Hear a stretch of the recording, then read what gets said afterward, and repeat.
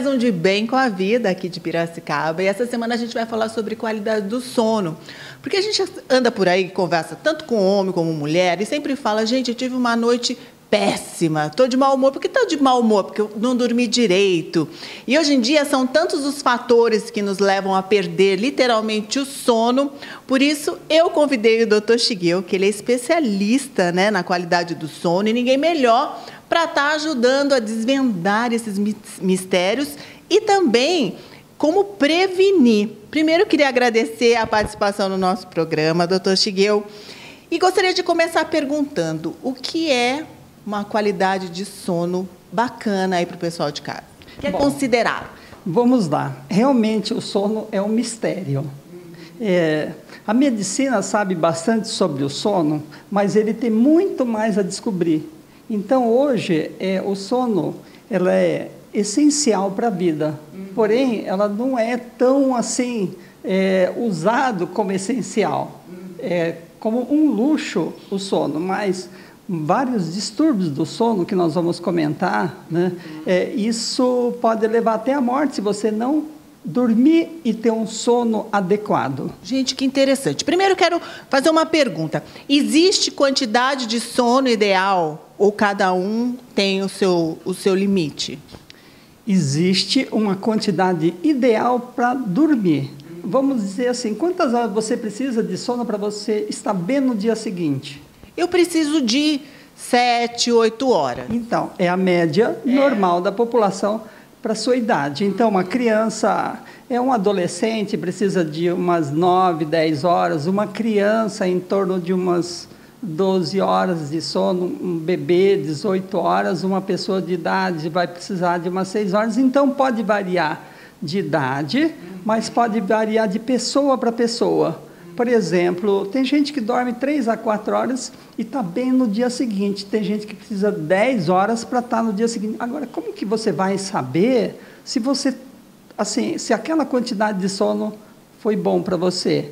É que você dorme naquela quantidade e você está sentindo bem de ter uma noite repousante, estar bem no dia seguinte. E tem alguns rituais que ajudam para ter uma noite de sono boa? Então, por exemplo, na cama, o quarto de dormir, ele tem que estar numa condição boa de temperatura, de ambiente, de barulho, de som. Hoje, com os tablets, com os celulares, né, com os jogos eletrônicos, a televisão. Então, a última coisa que as pessoas fazem de bom no quarto é dormir. Então, leva para comer, leva para jogar. Então, isso é prejudicial. Então, o quarto, ele serve para dormir, sabe? Para uma leitura. Então, leve. Então, tem que ser, assim, obedecer um padrão, né? Outra coisa que sempre, se você deve dormir, sempre no horário à noite, obedecer sempre, mesmo nos finais de semana, e acordar também num horário determinado. Então é bacana, por exemplo, ter um horário. Vou dormir todos os dias às 11 da noite e acordar às 7. Essa frequência é boa? Sim, né? O que a população faz, principalmente os jovens? Chegar no final de semana, o que acontece? Vara à noite. Vara à noite. Ou estudar, né? Fica estudando, deixa tudo para a última hora, estuda até de madrugada, ou acorda muito cedo, então isso não é bom. Outra coisa, para ter uma boa noite de sono, para quem tem dificuldade para dormir, tomando café ou substâncias que contêm cafeína, não é bom. Por quê?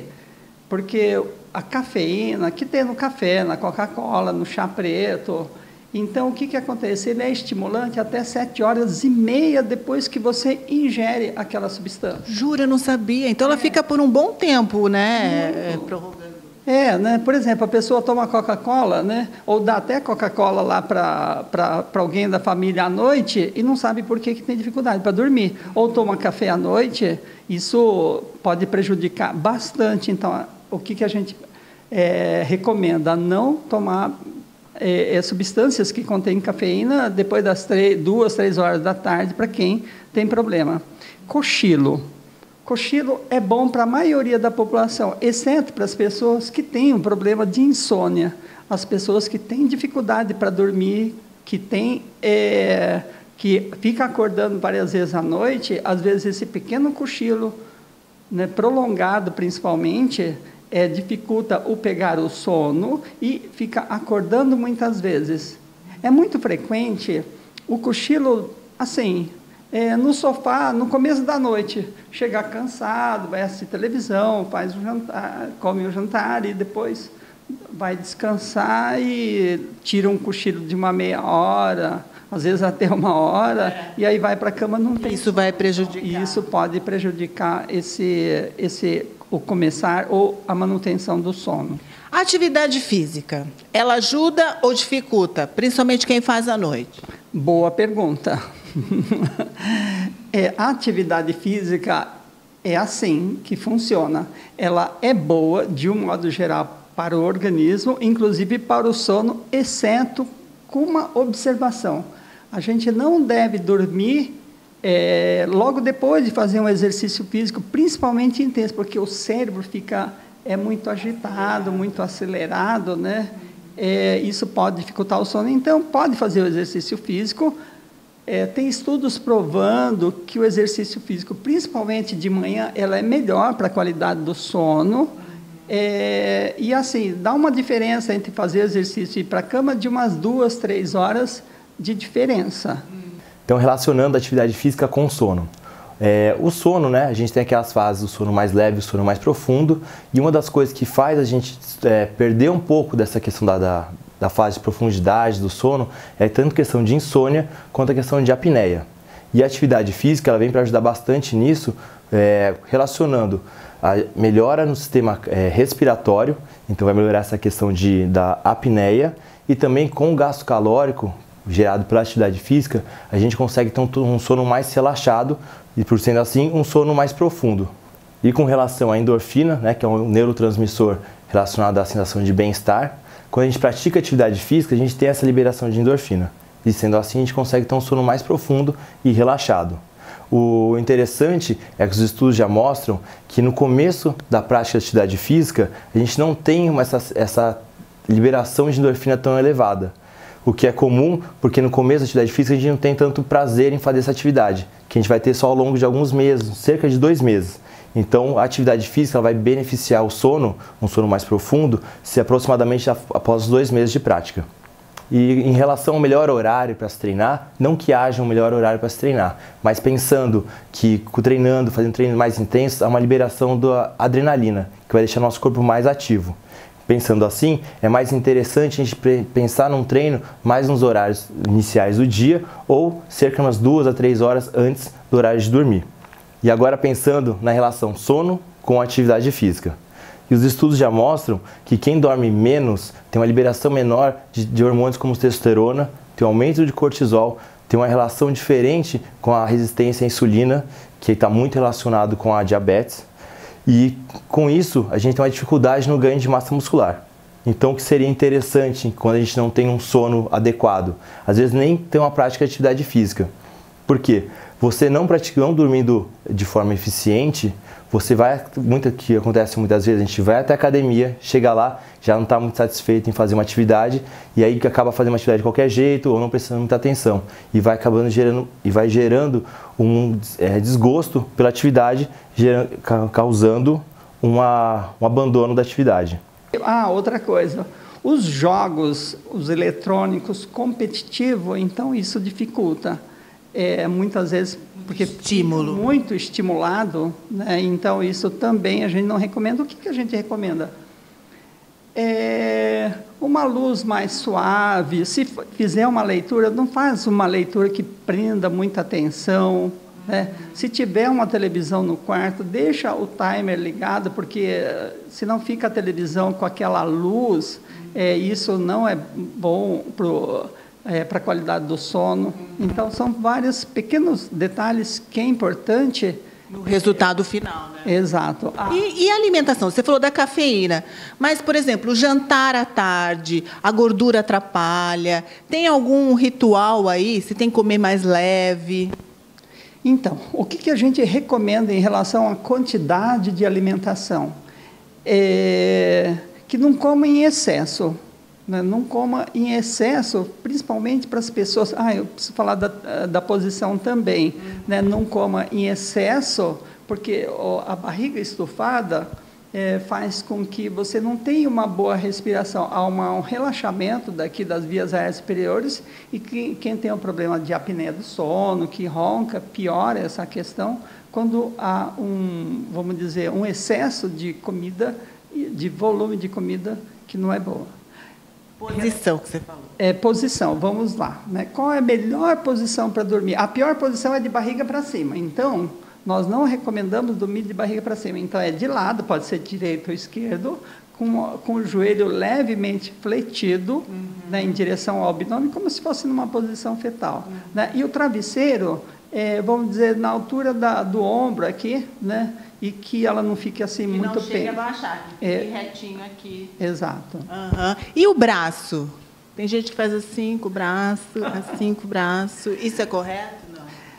Olha, não interfere. Não interfere muito, né? Mas ela tem que ficar numa posição agradável. Tem gente que dorme abraçado no travesseiro, né? Tá? Não tem problema. Outra coisa, além de ficar de lado, com o joelho levemente fletido em direção ao abdômen, a gente recomenda para colocar o travesseiro no meio dos dois joelhos, para retificar a coluna e ele ficar numa posição mais anatômica. Olha que interessante. Bem interessante. Outra coisa, em relação à posição para dormir, em bebês, né, a síndrome da morte súbita, né, às vezes são crianças absolutamente normais, lactentes, né, que de repente morrem. Né? O que está provado? São aqueles bebês que morrem asfixiados pelo próprio travesseiro. Então, não é que tampa, vamos dizer, a respiração. Travesseiros muito grandes, muitas vezes, né?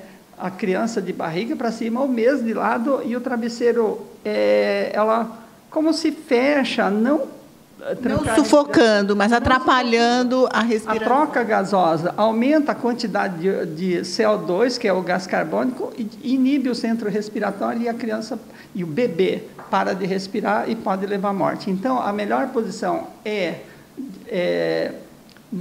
nos bebês, né? Tá? A gente prefere até que fique de barriga para cima, porque aí as mães ficam preocupadas, pode ter regurgitação. Não, nós temos um reflexo, o bebê tem um reflexo que vai evitar esse problema de regurgitação. Olha que bacana. Agora nós vamos falar de um assunto que muitos brasileiros, né, brasileiras reclamam, que é do ronco.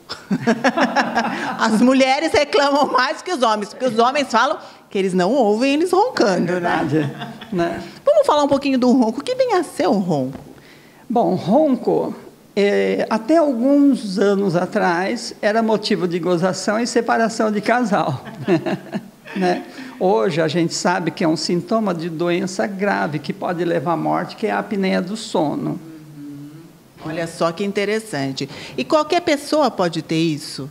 Qualquer pessoa, inclusive um recém-nascido, um bebê, uma criança, né? Mas é mais frequente em pessoas obesas,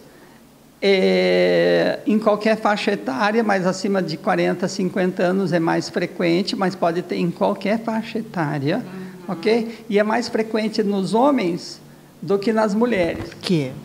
Porém, depois da menopausa, homem e mulher ronca e tem apneia na mesma, vamos dizer, na mesma proporção. E existe cura para isso? Olha, vamos falar dos sintomas. Né? Quando que você suspeita que a pessoa tem apneia do sono?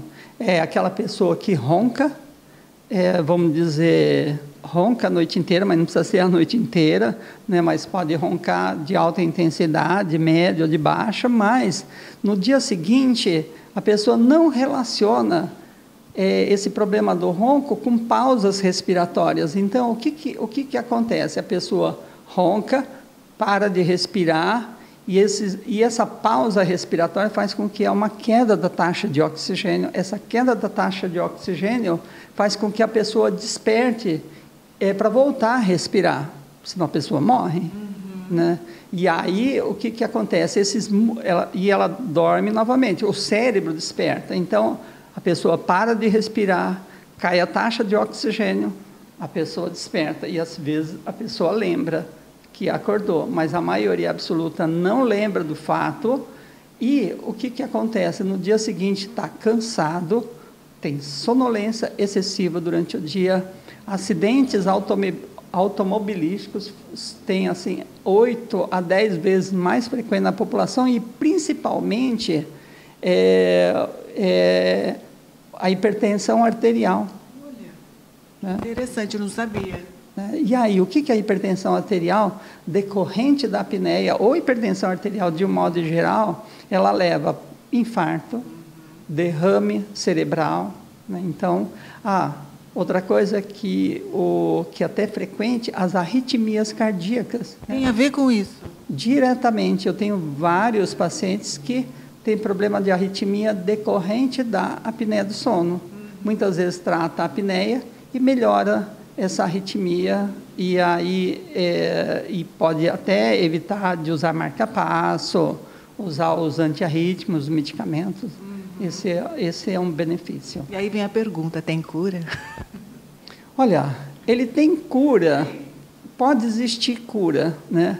Mas pode existir, existe tratamentos, né? Para controle. Para controle, e que resolve totalmente essa questão da apneia do sono e ronco. A gente fala que só ronca quem quer e só tem apneia quem quer. Olha só, eu tenho certeza que as mulheres que estão assistindo a gente, vai todo mundo ligar aqui para marcar a consulta para o marido, hein? Bom, agora vamos mudar um pouquinho de assunto, vamos falar sobre os medicamentos, né? Que hoje em dia existe dezenas de medicamentos que induzem, que realmente é um calmante forte, tem a tal da melatonina. Qual a sua opinião em cima dos medicamentos? Bom, veja bem. Cada caso é um caso, né? Cada caso é um caso. Nós médicos, nós não somos contra os medicamentos, muito pelo contrário, somos a favor de medicamento. Porém, né, essa questão do sono, vamos falar especificamente do sono em relação a medicamento. Sempre o que nós recomendamos aos pacientes? Que procure o médico, né, independente da especialidade que o paciente for procurar, um ginecologista, ortopedista, um gastro, um dermatologista, conversa com o seu médico a respeito do sono, porque muitas vezes a doença do sono pode estar piorando a questão do problema que você está procurando. Por exemplo, uma alteração menstrual, que parece não ter nada a ver com sono, mas tem a ver diretamente. Jura? Não sabia. Né? Diabetes, problema de tireoide, né? Problema de peso, né? Muitas vezes está diretamente relacionado com o problema do sono. Né? Interessante. E aí o médico ele pode fazer essa relação e fazer o tratamento mais adequado, uma orientação mais adequada. Então, vamos falar em relação ao medicamento. Então, conversa com o seu médico, a gente recomenda falar, independe da especialidade, se você tiver algum problema que está perturbando em relação ao sono, conversa que ele vai te orientar. E aí, a gente vai fazer o diagnóstico, o médico vai fazer o diagnóstico e a melhor conduta para aquele caso. Se precisar medicamento, vai usar. Se precisar uma terapia, se precisar alguma ajuda paramédica de alimentação ou de uma orientação, o médico vai fazer o melhor encaminhamento para o caso. A qualidade do sono, muitas vezes, não depende simplesmente do nosso hábito de vida. Dormir pouco faz parte do hábito de algumas pessoas, como muitas outras pessoas necessitam de dormir bastante. Mas independente se o organismo precisa dormir um pouco mais ou dormir um pouco menos, o que importa é a qualidade desse sono. O nosso organismo atinge várias etapas quando dormimos. Essas etapas, elas são importantes e necessitam chegar até a última fase do sono, que é o sono profundo. Pessoas que são bastante ativas, que têm um hábito de vida muito agitado, têm uma dificuldade de chegar nesse estágio do sono, porque ele é atingido a partir da 6ª hora de sono. Quem dorme menos do que 6 horas por noite não chega a este estágio, que é onde o corpo relaxa totalmente e todo o organismo consegue produzir forças para enfrentar um dia posterior. A alimentação ela é importante para a qualidade deste sono também. Quanto mais é ingerido produtos que demora a digestão, o organismo necessita mandar fluxo sanguíneo e oxigenação para o estômago, fazendo com que o organismo não chegue também nesta fase do sono profundo. Existem vários medicamentos que são fitoterápicos, que ajudam essa qualidade do sono ser atingida, ajuda o organismo chegar nesta fase que proporciona esta qualidade do sono.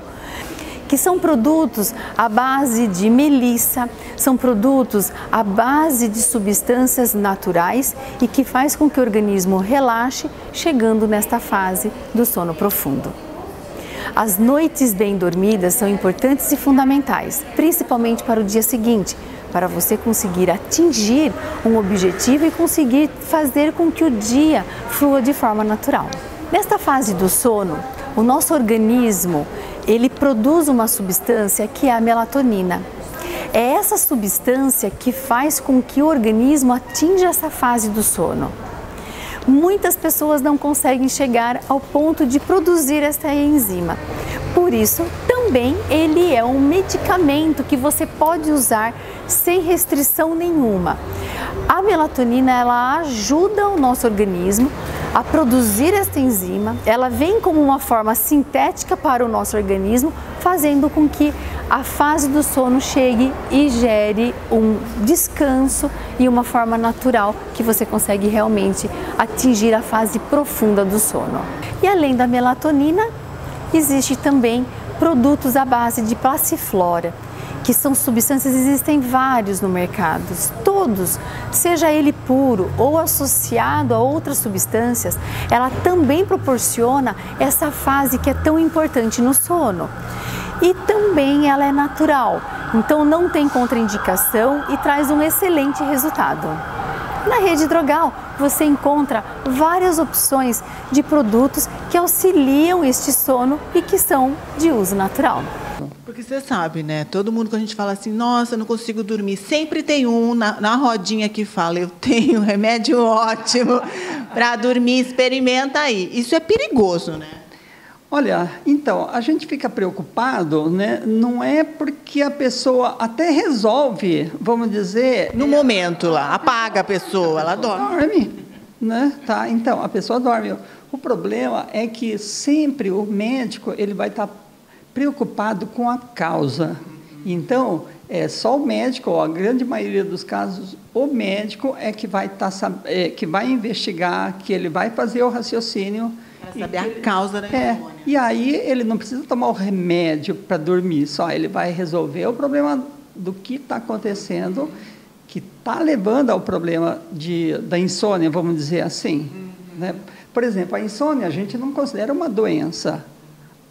Ele é um sintoma de uma doença. Sempre. Sempre. Né? É que nem dor. Dor não é doença. Febre também não é doença. Né? É porque tem gente que fala assim, nossa, eu não durmo direito, eu nunca dormi direito, eu tenho dificuldade em dormir. E acho que já faz parte do organismo, do cotidiano. E não, tem uma causa. Com certeza. A maioria absoluta dos casos tem uma causa, e aí é a causa que tem que ser tratada, porque senão a pessoa vai ficar a vida inteira tomando muitas vezes algum medicamento, ou mesmo não tratando, porque não sabe a causa.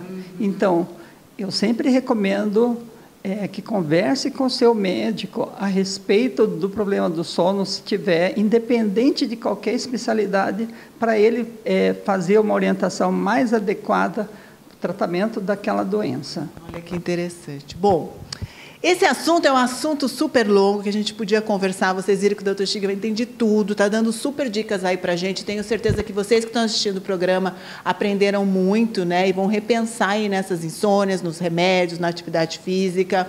E se você que está assistindo a gente tiver alguma dúvida ou alguma pergunta, pode mandar para a gente através das nossas redes sociais de Bem com a Vida Piracicaba, que a gente vai tentar agendar mais uma vez com ele e tirar e resolver todas as suas questões, tá? Bom, a gente, né, gostaria de agradecer a sua participação. Obrigado. Tenho certeza que serviu como alerta para muitas pessoas que estão nos assistindo, até com uma qualidade de sono, que o ronco, que essa insônia não é normal trocar o medicamento com a amiga, com o amigo, né? Então, a gente tem que sempre prestar atenção no nosso corpo, porque ele dá sinal e a gente tem que procurar sempre um especialista no assunto. Muito obrigado pelas informações. Obrigado. E eu espero ter uma próxima. Sim. Obrigada. E vocês já sabem que podem rever através das redes sociais. Canal 26, 526 da NET, diariamente reprise. Nosso canal no YouTube, no Instagram e no Facebook. Então, muito conteúdo bacana para você sobre qualidade de vida, bem-estar e muita saúde. De Bem com a Vida Piracicaba. Até semana que vem.